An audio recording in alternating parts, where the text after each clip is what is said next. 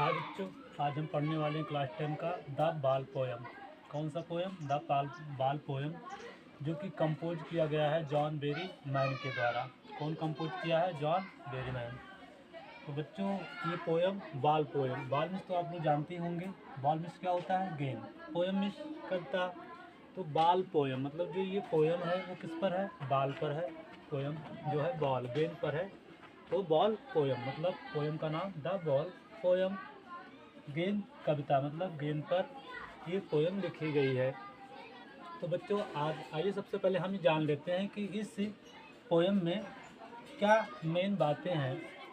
तो इस पोयम में जॉन बेरी मैन ने यही बताया है कि एक बालक है, इसमें एक लड़का है जो अपनी बॉल खो देता है, और बॉल खो देता है फिर उसको बड़ा दुख होता है। तो वो दुख से कैसे उबरता है, इसको इस पोयम के माध्यम से पोएट ने हमें मैसेज दिया है कि लाइफ में ऐसी बहुत सी चीज़ें आएंगी जिसे व्यक्ति को खोना पड़ता है, और खोकर भी वो आगे कैसे अपनी ज़िंदगी आगे बढ़ाता है। बहुत से ऐसे लाइफ में जी चीज़ें आती हैं जो समय समय पर खोती हुई चली जाती हैं। तो ऐसे यहाँ पर एक बॉय है, लड़का है जिसकी गेंद खो जाती है।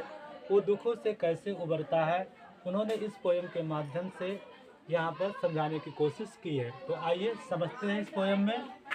पार्ट 1 में, what is the boy now who has lost his ball, what is he to do, I sight go merely bouncing down the street and then merely over there it is in the water। कहते हैं what is the boy now. What क्या? Is the boy लड़के को now मतलब हो गया, अब हो गया है। What is the boy now, अब बॉय मीन्स लड़की को क्या हो गया है। What is the boy now, बच्चे को या लड़के को अब क्या हो गया है। Who has lost his ball, हो मतलब यहाँ पर जिसने, हैज लॉस्ट मतलब खो दिया, हिज मतलब अपना, बॉल मीन्स गेम, जिसने अपनी बॉल खो दी है। कभी क्वेश्चन कर रहा है कि what is the boy now, लड़के को क्या हो गया है। Who has lost his ball, जिसने अपनी बॉल खो दिया है। What is he to do, अब वो क्या करने वाला है। व्हाट क्या, इज है ही वह, टू डू करने वाला, वह क्या करने वाला है मतलब जिस लड़के ने गेंद खो दिया है उसे क्या हो गया है। What is the boy now, अब बच्चे को क्या हो गया है। Who has lost his ball, जिसने अपनी बॉल को क्या कर दिया, खो दिया है। व्हाट क्या, what is he to do, अब वो क्या करने वाला है। आई सा इट गो, कभी कहता है आई किसके लिए आया है बच्चों? पोएट के लिए आया है। तो कहते हैं आई सा, आई मतलब मैंने, सा मीन्स देखा है, इट किसके लिए आया बच्चों? इट आया है बॉल के लिए, गेंद के लिए। आई सा इट, मैंने इसे देखा है, गो जाते हुए, मतलब कह रहा है कि मैंने इसे उसके बॉल को जाते हुए देखा है।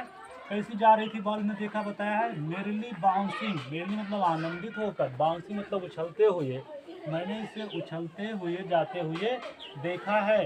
डाउन द स्ट्रीट, कहाँ पर गई है? स्ट्रीट गलियों से नीचे गई है। एंड देन और फिर मेरली ओवर पूरी तरह से आनंदित होकर, bear it is in the water, कहाँ चली गई है बॉल? वाटर में चली गई। वाटर में बच्चों जानते ही होंगे वाटर में क्या होता है, पानी होता है। तो उम्मीद है समझ में आ गया होगा student number first. What is the boy now, अब बच्चों को क्या हो गया है, अब बच्चे को क्या हो गया है, लड़के को क्या हो गया है। वो है लॉस्ट हिज बॉल, जिसने अपनी बॉल को क्या कर दिया, खो दिया है। What is he to do, अब वो क्या करने वाला है। आई सा इट गो, मैंने इसे जाते हुए देखा है। कैसे जा रही थी, मेरेली बाउंसिंग, एकदम आनंदित होकर, बाउंसिंग उछलते हुए गेंद जा रही हुई। बच्चों आप लोगों ने बॉल को तो देखा ही होगा, जब बॉल जाती तो उछलते हुए जा रहे, तो वही कह रहे मेरेली बाउंसिंग, पूरी आनंदित उछलते हुए, डाउन द स्ट्रीट सड़कों से होकर, एंड देन और फिर मेरेली ओवर पूरी तरह से आनंदित होकर, bear it is in the water, ये बॉल कहाँ चली गई, पानी में चली गई है। तो कभी ने देखा है कि जो लड़के की बॉल थी वो पानी में चली गई है। अब जानते हैं किसी का अगर कोई प्रिय चीज़ खो जाती है तो उसकी स्थिति क्या हो जाती है। तो स्टैंजा नंबर 2 में कवि ने उस लड़के की स्थिति के बारे में बताया कि जिसने बॉल खो दिया है वो कैसा दिख रहा है, उसका कैसा दुख है, उस दुख का वो वर्णन कर रहे हैं। करें no use to say oh there are other balls and ultimate tracking grief fixes the boy as he stands rigid, trembling, staring down all his young days into the harbor where this ball went. No use to say कहने से कोई फायदा नहीं है. No use कोई फायदा नहीं है, कोई लाभ नहीं है. टू से कहने से क्या फायदा नहीं है. ओ देयर आर अदर बास की और भी अन्य गेंदे हैं.